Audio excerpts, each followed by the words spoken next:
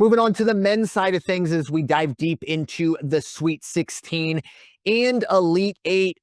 Look, full disclosure, we have 4 number 1 seeds in the Final Four, which doesn't necessarily mean we haven't had madness, but it's also true that we haven't had madness to the scale we're used to. We did have a couple good games this past weekend, or at least on Thursday and Friday. Unfortunately, the Elite 8 games were, for the most part, pretty much one-sided, but we'll start in the South, going region by region, and that's where Auburn resides, and that's where they got the job done. They took down Michigan State 70-64 in that Elite 8 matchup, a game that I didn't really think was ever in doubt. Maybe that score is a little closer than I felt it was, just watching it through the eye test.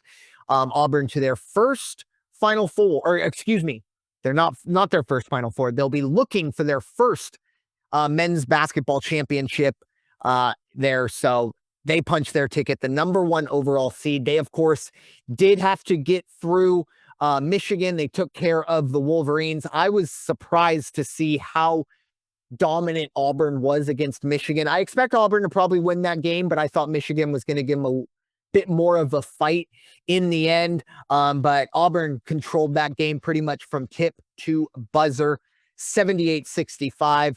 And then Michigan State, Tom Izzo, he outlasted Chris Beard's Ole Miss Rebels 73-70. And then, of course, they would fall just a little short against Auburn in that Elite 8 matchup. So Auburn looking for their first national championship at the men's level. We'll see.